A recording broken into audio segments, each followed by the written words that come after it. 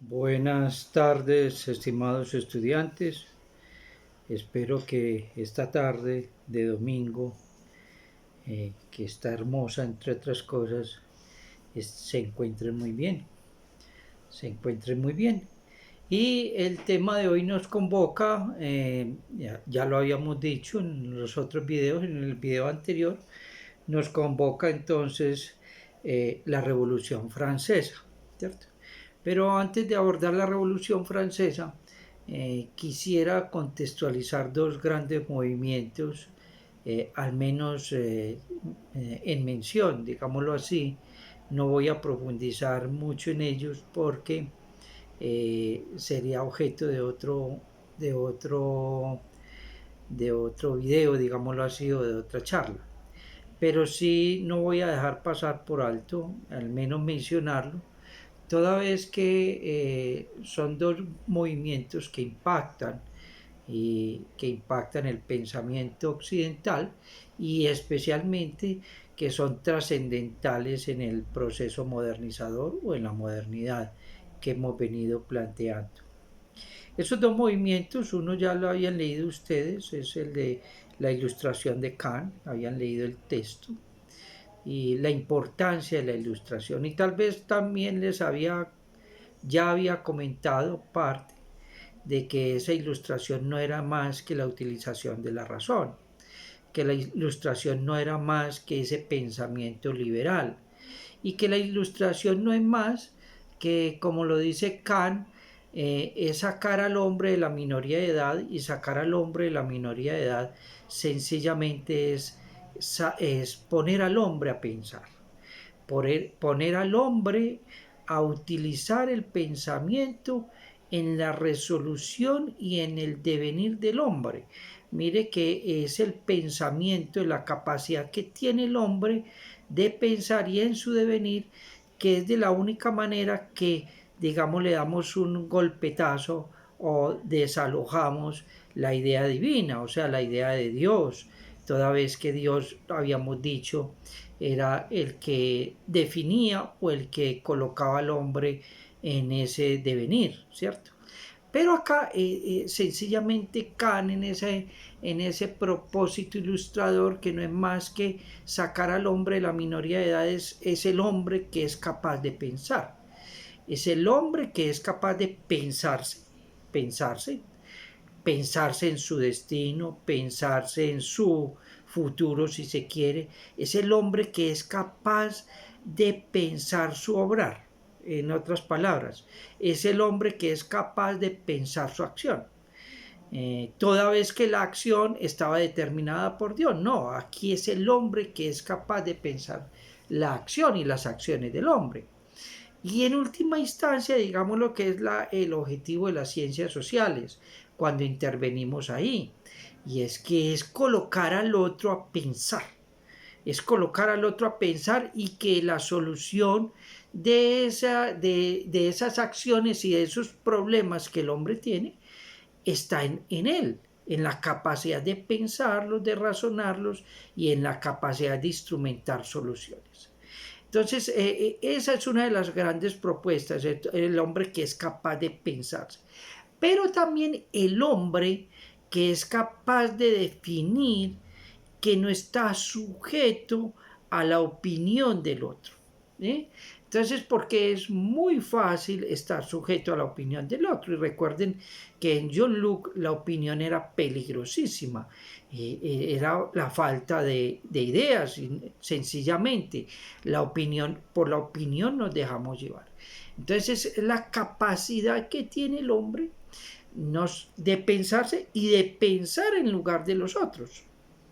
O sea, de pensarse en lugar de los otros y de definir cosas en lugar de los otros.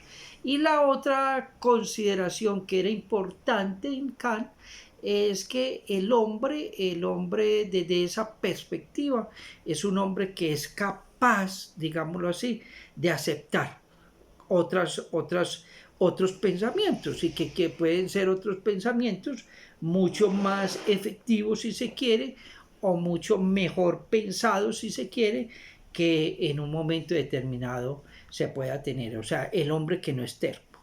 El hombre que no es terco es un hombre consecuente, es un hombre dialéctico. Esa es la dialéctica. La dialéctica es sencillamente la capacidad de cambiar de pensamiento cuando en un momento determinado sabemos que estamos cerrados en el pensamiento. Los únicos que no cambian de pensamiento son los estúpidos y los tontos y los bobos. Los bobos no cambian de pensamiento. Pero en términos del pensamiento, el pensamiento es cambiante de acuerdo a circunstancias particulares que tiene el hombre y que va a tener el hombre. Entonces, y en política sí que es cierto, en política es mucho más evidente que los que no son capaces de cambiar de pensamiento, entonces se quedan atrás. Vuelvo, insisto, los únicos que no cambian y no son capaces de cambiar de pensamiento son los tontos y los bobos, pero en términos dialécticos no. Entonces Kant nos propone esa particularidad, pero también Kant nos propone un hombre particular, y es el hombre cosmopolita, es el hombre que está a la vanguardia, diría hoy, es el hombre que está en la acción, es un hombre de acción. Esa es la propuesta kantiana, es un hombre de acción, toda vez que la acción va a definir realmente al hombre. Entonces, esa ilustración, que no es más que lenguaje, les decía yo, que no es más que pensamiento, eso se llama pensamiento. En términos alemanes se llama pensamiento, o en términos alemanes Kant lo utiliza como la ilustración, y que va a ser importantísima a la hora de definir en términos políticos y en términos sociales, porque finalmente es en términos sociales. Pero por el otro lado hay un movimiento. Y ese movimiento es un movimiento de finales del siglo XIV, y mejor, entonces, toda su instrumentalización va a estar en el siglo XV. Más que movimiento, es el desarrollo de lo que se conoce en términos técnicos como la imprenta. La imprenta ha tenido mucho se puede decir de la imprenta y la importancia de la imprenta. Pero para decirlo brevemente, el movimiento de la imprenta es lo que posibilita a Occidente, o mejor, el desarrollo de la imprenta es lo que va a posibilitar a Occidente la divulgación del pensamiento. Toda vez que la característica de Occidente, ya se los había planteado por allá en otro video, una de las características fundamentales de Occidente es que el conocimiento es universal, es que el saber es universal, y que esa universalidad puede estar al alcance de cualquiera, ¿cierto? Entonces, si usted coge hoy, las grandes teorías son universales. Esto que se habla acá se puede hablar en cualquier otra universidad. Tan es así que el pensum del trabajo social, si ustedes cogen su pensum, van a encontrar que es un pensum que está a la altura de cualquier pensum, ya sea en Alemania, en Francia o en España, en los Estados Unidos, en cualquier parte del mundo. Y eso es lo que nos da la visión de que es un estudio, una visión o una disciplina que tiene una universalidad en términos del discurso. O sea, que lo que hablamos nosotros, nuestros instrumentos, nuestras palabras en términos de las ciencias sociales, son palabras que la va a utilizar en cualquier parte del mundo, y eso es lo que nos da la posibilidad de estar y de leer, de estar en alguna conferencia internacional o leer en cualquier idioma, los que saben leer otros idiomas, y le da la posibilidad de entender y que estamos hablando en el mismo idioma, digámoslo así. Y esto solamente es viable a través de un instrumento que permite la divulgación. Y ese instrumento es la imprenta. La imprenta es por primera vez, entonces fue con Gutenberg que utilizamos las letras separadas, luego las juntamos en una maquinita, haga de cuenta como la imprenta que usted encuentra en el centro de Medellín, todavía mecánicas, y a partir de ahí empezamos a reeditar los textos. Entonces con Gutenberg eso fue revolucionario. Gracias a Gutenberg, a esa revolución es que se puede divulgar el pensamiento y se puede divulgar la manera en que cada uno va a leer. Se puede divulgar la Biblia, se puede divulgar los textos, gracias a Gutenberg. Y todavía estamos en la imprenta, porque gracias a ese invento entonces nos colocó en la vía moderna de que solamente a través de la divulgación y de la comunicación y a través de la universalización de ese conocimiento podemos accederlo y tenemos la oportunidad de acceder. Entonces, y todavía estamos en el proceso de Gutenberg. Cuando hablamos del Internet no es más que eso. Cuando tenemos a un clic, por ejemplo, textos de la biblioteca de cualquier biblioteca del mundo, o cuando tenemos a un clic 50.000 libros acerca de las ciencias sociales, o cuando tenemos a un clic las charlas y las conferencias de cualquier personaje en cualquier parte del mundo. Eso no es más que el ideal y el principio de ese conocimiento que va a ser la oportunidad de ser universal. Y eso impacta enormemente la modernidad. Y una de las características de la modernidad es esa, es que el conocimiento que sea universal y que sea divulgable, que se pueda conocer en cualquier parte del mundo cuando en algún lugar se requiera en un momento determinado. Y esa característica no es más que el ideal precisamente de los griegos de universalizar su conocimiento. Digamos que los griegos no colonizaron como los romanos ni nada de eso, pero sí tenían ese fundamento que su pensamiento griego, el pensamiento filosófico griego podía llegar a impactar al resto del mundo en ese momento, a la Europa si se quería, a Roma si se quería. Pero con Gutenberg entonces vemos que se amplía el panorama y hoy gracias a ese desarrollo y a ese principio de universalidad, tenemos lo que tenemos en términos de la información. Eso es básico para pensar la modernidad. Sin eso no se puede pensar la modernidad. O sea, sin pensar en la divulgación del conocimiento, no se puede pensar la modernidad. La modernidad está anclada en ese principio fundamental. Entonces tenemos dos principios, porque a partir de la divulgación de ideas, esa divulgación de ideas me permite generar pensamiento y me permite salir de la minoría de edad. Me permite contrastar formas de pensar. La posibilidad de yo tener a alguien que me hable de África o que me hable del mundo, cómo está en este momento el mundo europeo, cómo está en Rusia, cómo está en China, la posibilidad de que alguien me informe, me hable, me documente cómo está el otro mundo, eso me permite a mí crear criterios y me permite a mí crear pensamiento, toda vez que esa divulgación me genera un plus en el pensamiento. Eso es ilustrado, quiere decir salir entonces de esa minoría de edad y pensar el mundo desde otra perspectiva, y es la creación de los conceptos y de los propios conceptos que en un momento determinado nos van a servir como instrumento para pensar el mundo. Entonces ahí tenemos los dos movimientos importantísimos para uno tener una visión de lo que va a ser ese gran proyecto moderno.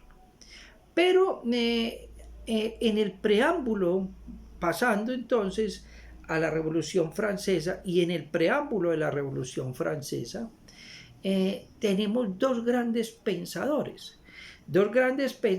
que no se pueden pasar por alto en ningún momento. Sobre todo cuando hablamos del pensamiento liberal y sobre todo cuando hablamos del gran proyecto modernizador de las oligarquías, diría uno, en las formas como se van a presentar esa nueva sociedad o ese nuevo sector social como es la oligarquía conformada por industriales ingleses, conformada por mercaderes, conformada finalmente por lo que conocemos el liberalismo económico. En esa perspectiva tenemos dos grandes pensadores franceses. Yo ya les había planteado la importancia del pensamiento francés, ¿sí? Y entonces les decía yo que el pensamiento francés era un pensamiento mucho más social. De hecho, cuando estemos hablando del marxismo, Marx recoge el socialismo francés. Para pensar de que ese pensamiento francés está afincado, digámoslo en otras palabras, en todas las relaciones sociales, en todo lo que es eminentemente los grandes conflictos y los grandes problemas sociales. Esos dos pensadores son Voltaire y Montesquieu. Voltaire es muy importante, porque si bien es cierto, Voltaire no se puede pensar como un sistema filosófico, sino como un filósofo que tiene muchas aristas, diría uno que habla de muchas cosas. Pero tiene un texto que es maravilloso y que me va a permitir a mí poder expresar ciertas ideas de él en este instante. Ese texto de Voltaire se llama El espíritu de las naciones. ¿Qué quiere decir espíritu? Espíritu quiere decir la razón, el lenguaje. Ya habíamos dicho, no es el espíritu divino ni nada por el estilo, sino el espíritu en términos de cómo el hombre se expresa, en términos de ese lenguaje y esa razón. Y entonces Voltaire nos trae la idea pesimista. A mí por eso me gusta tanto Voltaire, porque es un gran pesimista.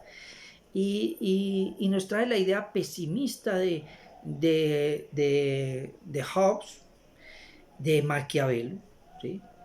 En la perspectiva de que la historia de la humanidad no es más que la historia de la estupidez humana. Mire la estupidez, es la historia de la estupidez. Y entonces Voltaire, en ese ensayo maravilloso, va a trabajar la estupidez y va a decir una cosa sencilla.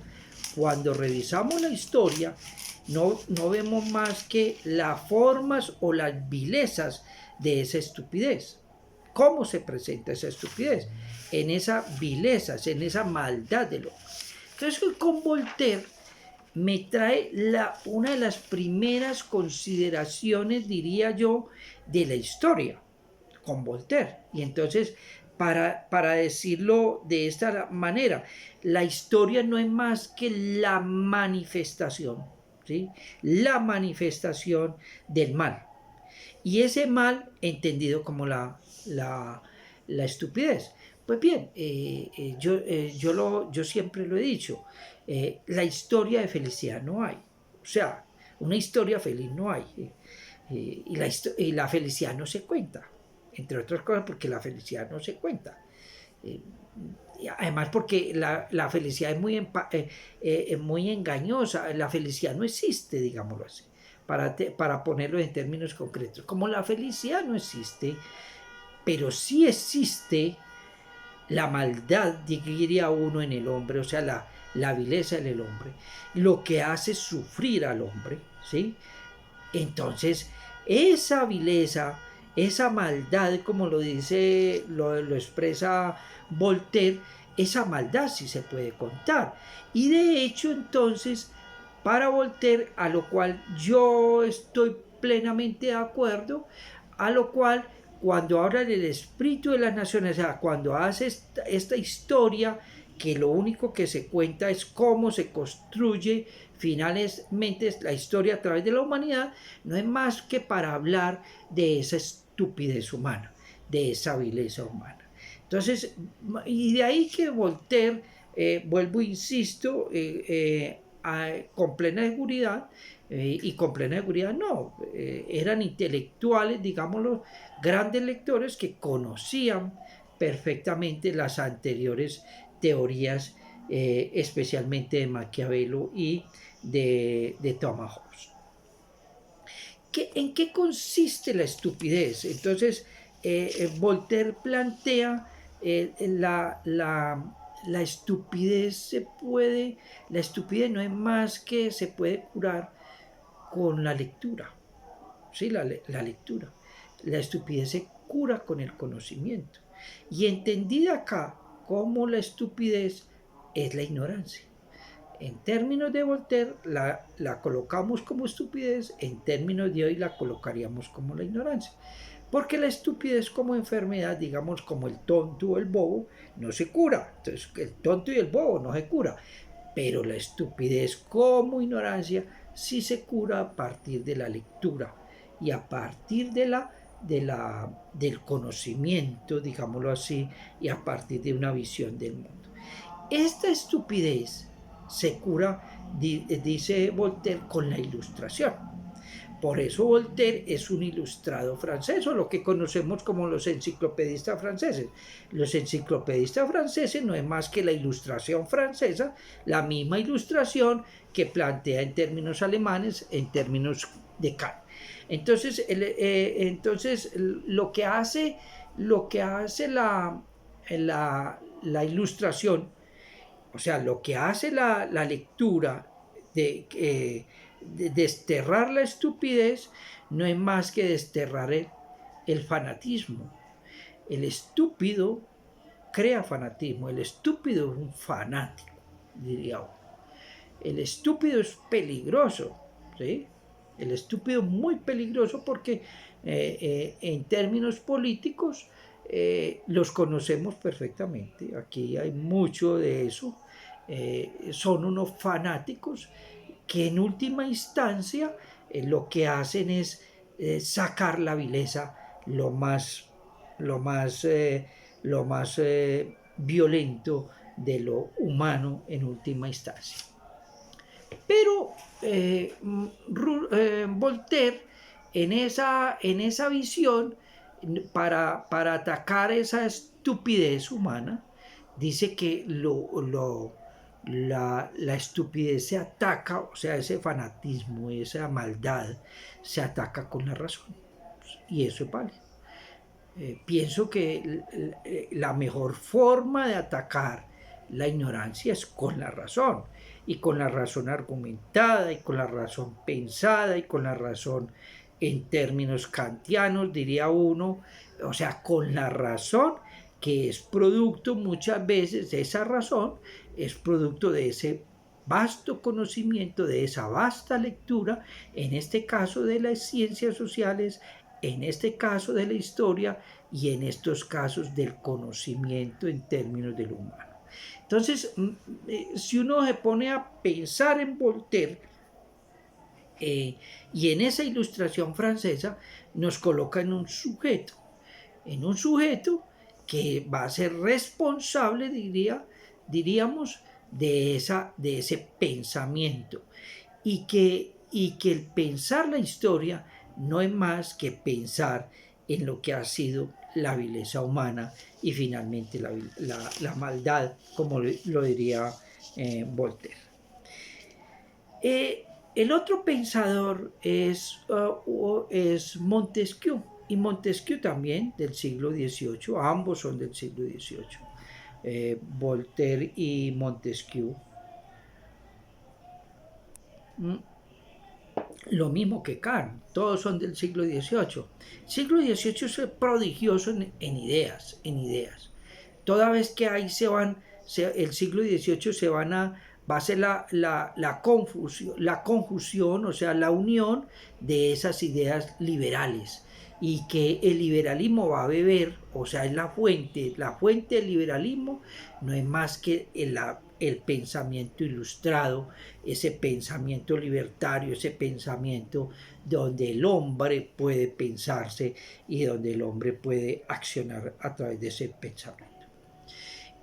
Montesquieu entonces nos coloca, Montesquieu había leído lo mismo que Voltaire, había conocido a John Locke y a Newton.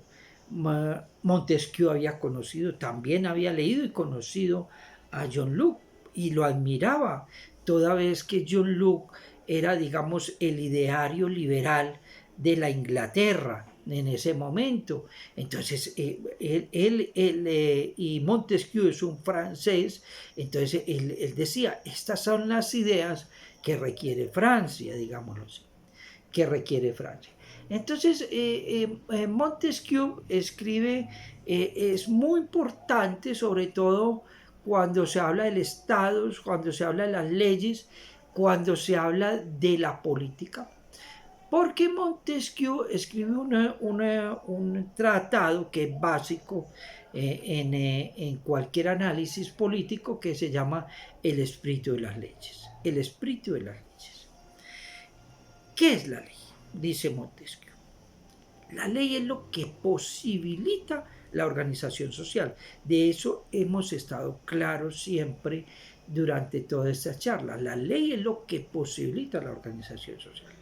La ley es lo que posibilita la comunidad, habíamos dicho, ¿cierto? Si no hay reglas, si no hay ley, no hay comunidad, no hay sociedad. Pero Montesquieu le coloca un elemento, una particularidad a la ley, a lo cual estoy convencido y estoy de acuerdo. Y es que la ley es lo que me determina la libertad. Y eso es válido. O sea, ¿dónde está la libertad? Lo que me permite la ley. Entonces, por eso hay naciones mucho más libres que las nuestras. Si yo voy a Holanda, si yo soy un ciudadano holandés, observen la cantidad de la manera de pensar, la manera de acogerse a las leyes, cuáles son las leyes en todo sentido, que son mucho más amplias y mucho más liberales y mucho más libertarias.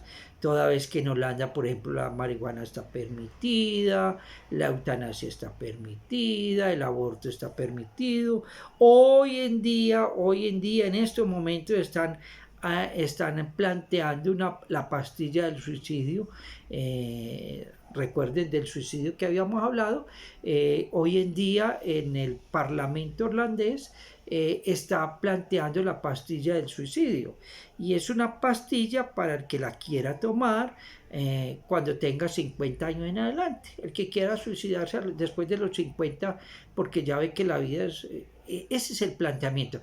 Entonces, cuando la ley, lo que me permite a mí la ley es la libertad. Eso es lo que hace Montesquieu y que es importantísimo, la libertad. Eso es lo que me permite. Porque no hay la libertad en términos de libre albedrío, no hay la libertad en el hombre. La libertad en el hombre ya vimos que no está presente. Pero la ley me permite la libertad, toda vez que la ley me permite ese espacio en el cual yo me puedo mover. Eso es la libertad finalmente en términos de lo planteado por Montesquieu.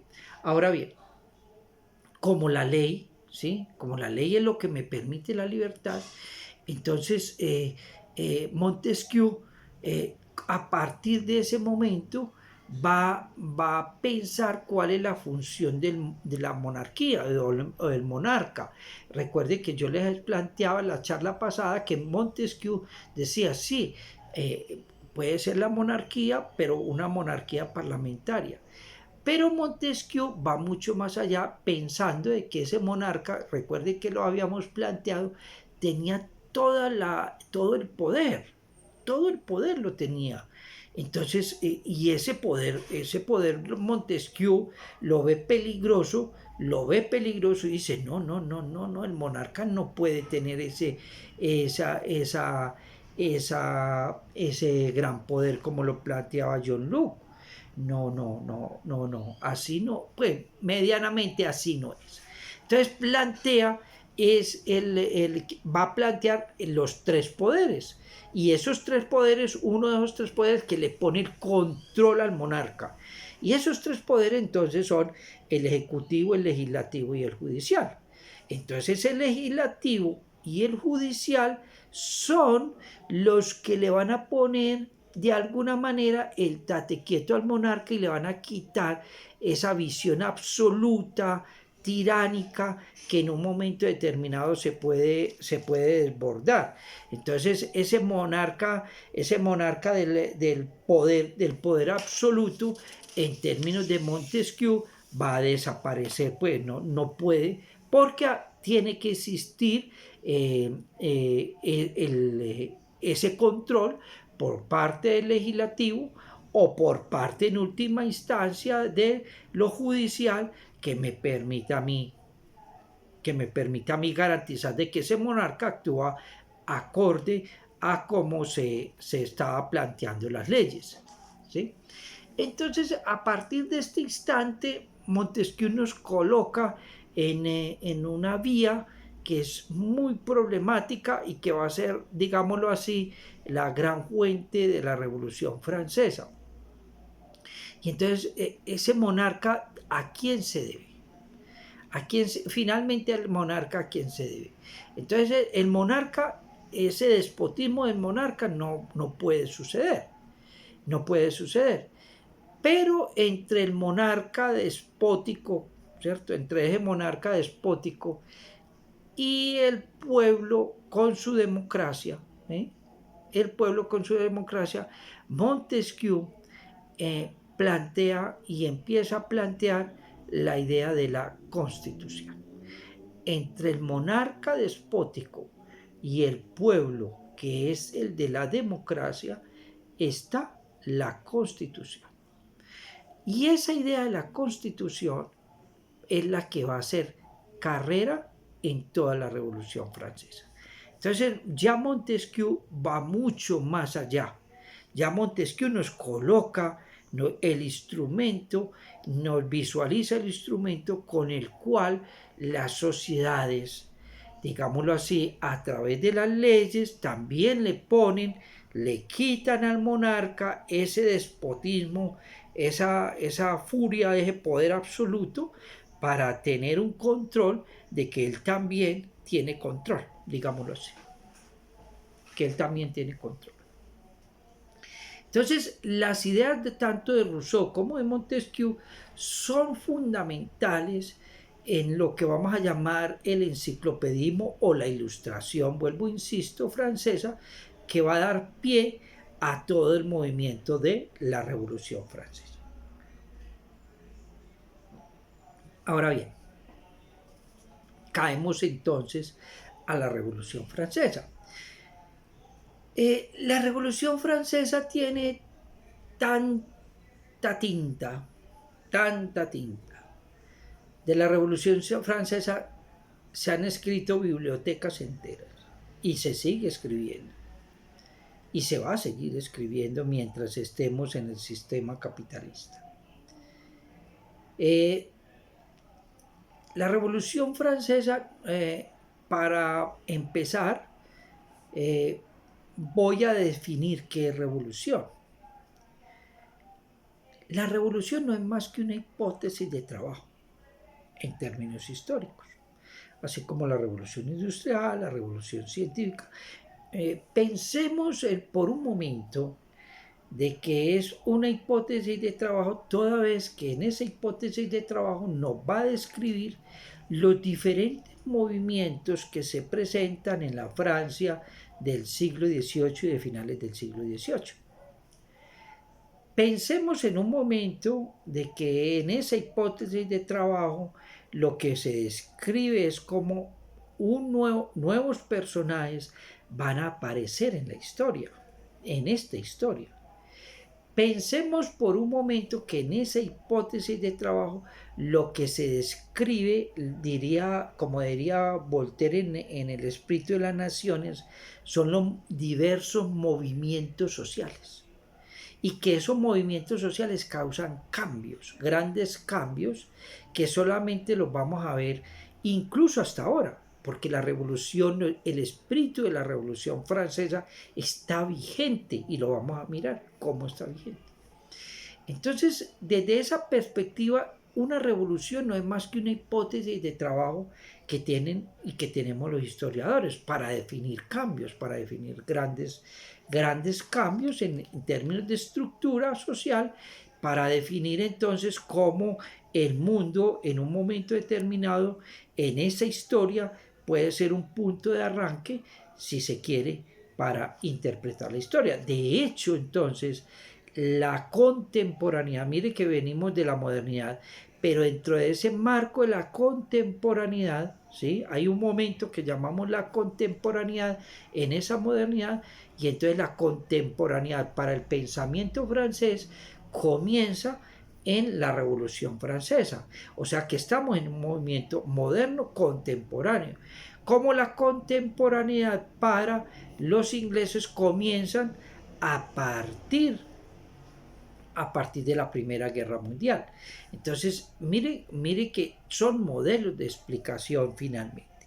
Entonces, la Revolución Francesa, eh, la Revolución Francesa no son más que cambios políticos, sociales, que se establecen en el siglo XVIII y que son el producto de todo lo que hemos venido planteando en la modernidad, que es el producto de todo ese cambio de ideas y que en un momento determinado pueden estallar por X o Y evento. Imaginémonos, por ejemplo, en el caso de los Estados Unidos en este momento. El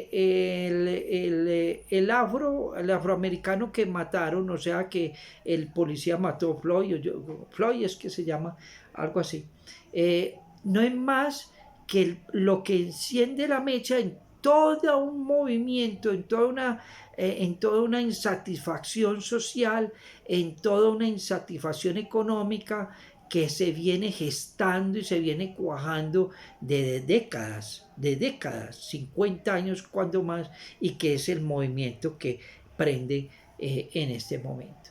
Y que solamente Floyd, el afroamericano, no es más que la cerilla para prender el movimiento, lo mismo la Revolución Francesa. Entonces, la Revolución Francesa podemos colocar dos grandes poderes. Por eso lo llaman dos grandes estados, como lo dirían algunos. En el poder está el primer estado, que es la nobleza. En el segundo está el segundo estado, que es el clero.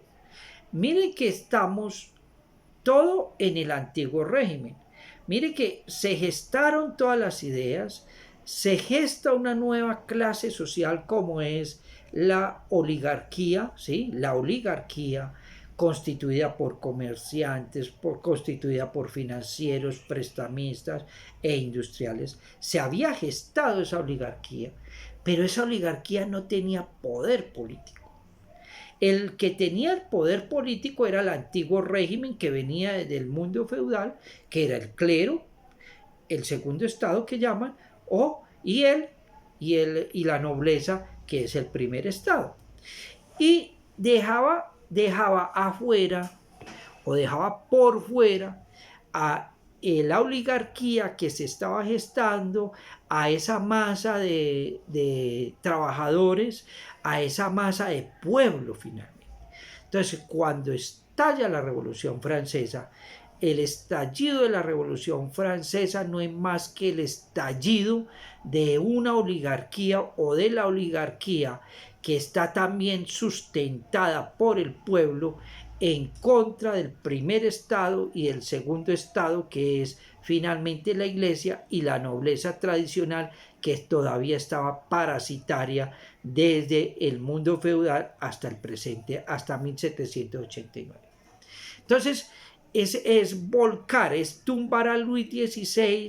Robespierre tumba a Luis XVI, ese monarca que, vuelvo, insisto, toda la tradición feudal, es volcarlos, tirarlo, es quitarle el poder para ascender esa burguesía al poder. Entonces, la Revolución Francesa no es más que una revolución burguesa, como se ha sabido llamar, por eso llamamos las revoluciones burguesas.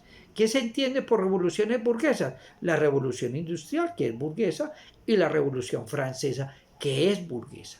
Entonces, esas son las revoluciones burguesas. O sea, el nuevo hombre, ese nuevo hombre que tanto hemos venido construyendo, adquiere el poder político. Esa es la Revolución Francesa. Ese nuevo hombre que hemos venido construyendo, ese hombre capitalista, ese hombre mercader, ese hombre que ve en la industria, ese hombre que ve en el progreso, porque el capitalismo se habla del progreso. Ese hombre que ve el progreso, que tiene un pensamiento libertario, que tiene un pensamiento liberal en términos económicos, es el que va a ascender al poder político a partir de la muerte de Luis XVI en la Francia de ese momento. Esa es la Revolución Francesa. Pero mucho se puede decir de la Revolución Francesa, vuelvo e insisto, incluso les mandé un texto para que vean ustedes lo que se ha escrito, mínimamente lo que se ha escrito sobre la Revolución Francesa. Pero a mí en esta tarde me convoca de la Revolución Francesa algunos conceptos y algunos elementos que vamos a trabajar y que van a ser importantes en esa Revolución Francesa, y que eso demuestra la importancia de la Revolución Francesa. El primer elemento es que con la Revolución Francesa aparece un nuevo actor en la historia, un nuevo actor en la historia. Ya el siglo de la Revolución Industrial y de la modernidad daba el inicio de otro actor. Sí, podemos decirlo, la revolución industrial y todo el pensamiento liberal de Inglaterra y todo lo que hemos venido trabajando es el inicio de un nuevo actor. ¿De quién? Del hombre, del mercader, de la oligarquía. En otras palabras, de la oligarquía. Ese es un actor que se contrapone a los ideales de las monarquías, de la nobleza y del clero del antiguo régimen, que se contraponen, porque solamente teníamos dos actores. En el antiguo régimen estaba la nobleza y el señor feudal y el clero, y que había acompañado hasta la Revolución Francesa. Eso eran los dos actores, digámoslo así. Pero a partir de la modernidad aparece otro actor. Y es ese actor de la oligarquía que requiere otro tipo de pensamiento, que es lo que hemos venido trabajando. Un pensamiento ilustrado, un pensamiento libre pensador, etcétera, etcétera, que es lo que hemos venido construyendo. Entonces ya tenemos tres actores, pero falta un actor. Falta un actor. Y que hace parte en la Francia del mismo actor que está por fuera del poder. Ese actor es el pueblo. Por primera vez en la historia vamos a hablar de pueblo. El pueblo. Entonces, el pueblo se habla a partir de la Revolución Francesa. Y cuando digo por primera vez en la historia en términos políticos, porque es que el pueblo puede ser el pueblo de Dios. Cuando usted coge la Biblia, habla del pueblo el pueblo de Dios, el pueblo del rebaño. Pero ese pueblo de Dios es un rebaño.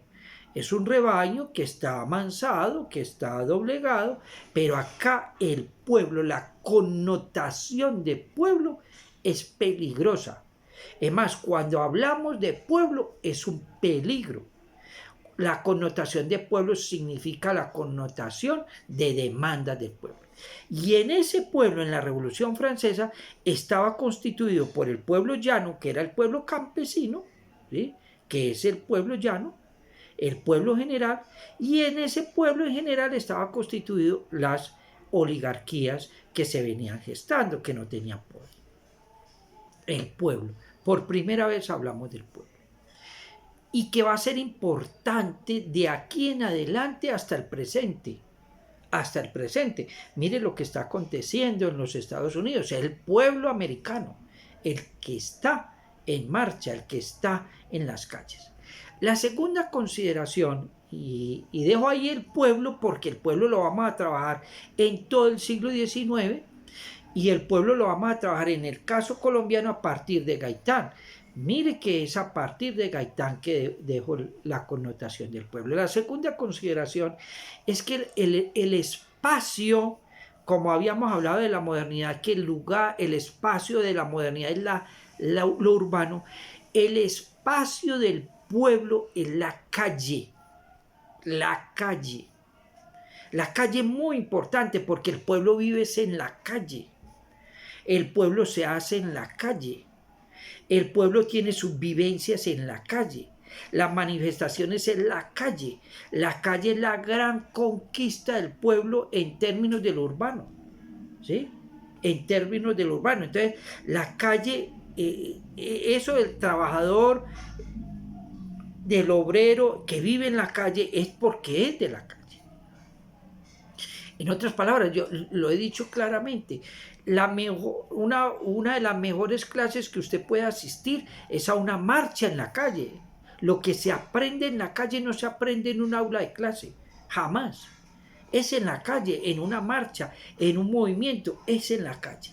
Entonces, la Revolución Francesa destaca, o digamos que uno de los grandes conquistas que se tiene en la calle como un espacio y un escenario de manifestación constante. Lo vemos constantemente, mire lo que está aconteciendo en los Estados Unidos. Entonces tenemos la calle.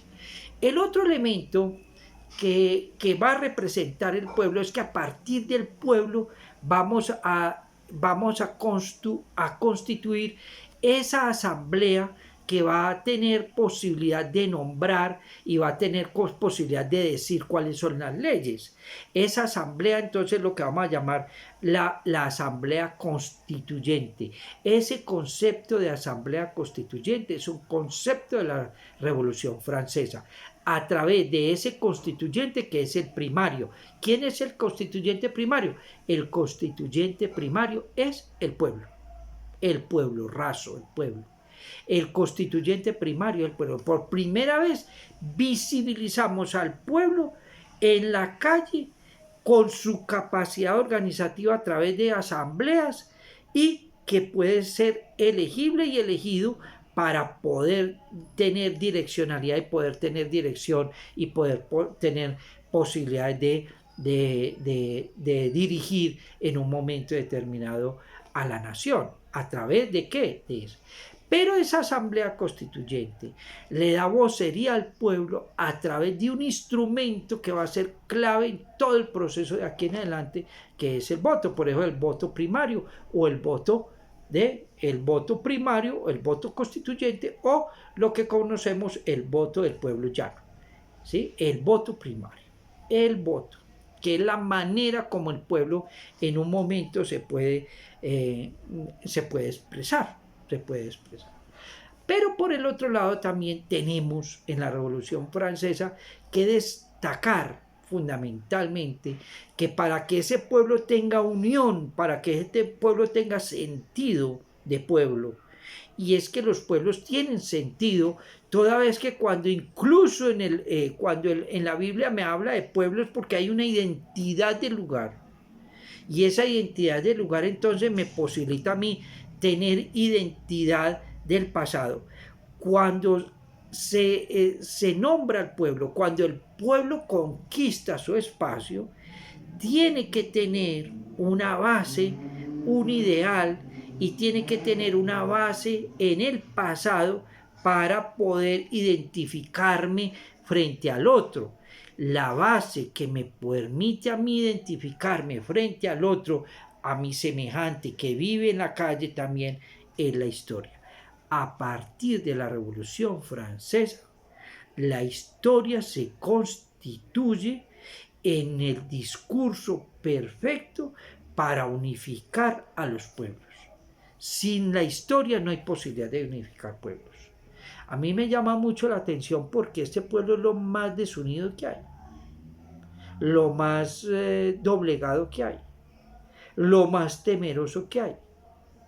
Uno se queda, permítame, pero yo me quedo aterrado todos los días de la sumisión del pueblo colombiano.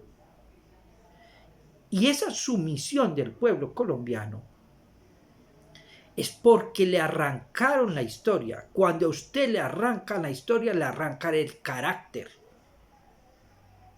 Y cuando a usted le arrancan el carácter, le arrancan la posibilidad de usted decidir. Entonces, cuando a un sujeto le arrancan el carácter, le arrancan su voluntad, su capacidad de decidir, su capacidad de pensar, su capacidad de plantear cosas. Este pueblo le arrancaron el carácter, le arrancaron la historia. La historia es fundamental para la unificación del pueblo. La historia es fundamental para la unificación y para ese gran proyecto de nación que viene en el siglo XIX. De lo contrario, no hay posibilidades. De lo contrario, no hay posibilidad. Entonces, los pueblos, cuando tienen el fundamento de la historia como elemento de su devenir, entonces podemos pensar en qué nos une. Y como podemos pensar en qué nos une, también podemos pensar qué es lo que nos une. Nos desliga, qué es lo que nos puede desligar. Y a partir de ahí poder conocer cuáles son los proyectos en un futuro, si es que hay proyectos en última instancia. Pero lo importante es que la Revolución Francesa le da ese elemento de la historia al pueblo, toda vez que el pueblo permite a través de esa historia convocar, unificar y permite proyectarse en esa gran conquista del presente o en esa gran conquista de lo que viene para ese pueblo, ¿sí? Para ese futuro. Por eso entonces la Revolución Francesa es la revolución del futuro. Se hablaba en el siglo XVIII. La Revolución Francesa es la revolución del futuro, claro, porque ahí vamos a reivindicar al hombre en toda su expresión, en toda la expresión política, en la expresión cultural, en la expresión económica, etcétera, etcétera. Ahí vamos a reivindicar al hombre. Entonces, la importancia de la historia. Y por último, entonces uno puede definir que esa historia es lo que me permite a mí construir esa nación, lo que me permite a mí construir un proyecto y lo que me permite a mí incluir finalmente a ser una sociedad incluyente en un momento determinado. Entonces, la Revolución Francesa es importantísima desde ese aspecto y voy a dejar sino esos tres aspectos porque esos pocos aspectos de la Revolución Francesa, la Constitución, el constituyente primario, el pueblo y finalmente la calle, porque me va a permitir hablar de lo que viene en el siglo XIX, que es el siglo XIX colombiano. Las consecuencias de la Revolución Francesa son enormes hasta el presente y vamos a mirar qué van a hacer hasta el presente. Todo lo que se habla incluso en términos de derechos humanos es propio de la Revolución Francesa. Cuando reivindicamos el derecho humano, los derechos del hombre son derechos fundamentales por ser intuito persona, o sea, por el mero hecho de nacer tenemos derechos. Eso se llama intuita persona, o sea, eso lo reivindica la Revolución Francesa. Desde esa perspectiva vamos a ver las consecuencias de esa Revolución Francesa. Y una de las consecuencias es lo que vamos a conocer en América Latina como la gesta libertadora o en última instancia los procesos de independencia latinoamericanos que son importantes para pensar el siglo XIX en términos colombianos. Entonces, a partir de la Revolución Francesa se van a gestar los movimientos sociales y digámoslo de una u otra manera, los movimientos sociales tienen su brebaje, tienen su ideario en todo el proceso de la Revolución Francesa. Toda vez que la Revolución Francesa es una revolución eminentemente humanista. Es el hombre, la reivindicación del hombre y las dimensiones del hombre. Entonces, espero que en el próximo video estaremos hablando del proceso de independencia en caso colombiano, y cómo estos conceptos de la Revolución Francesa y estos conceptos del gran proyecto modernizador se van a presentar en nuestra historia, en el caso, en el contexto colombiano, para dar cuenta, si lo queremos anticipar y si lo queremos concluir, que lejos estamos de un proyecto moderno. Lejos estamos de un proyecto moderno y lo vamos a demostrar en todo el proceso colombiano. Espero que escuchen, espero las preguntas y nos estaremos viendo en el próximo video.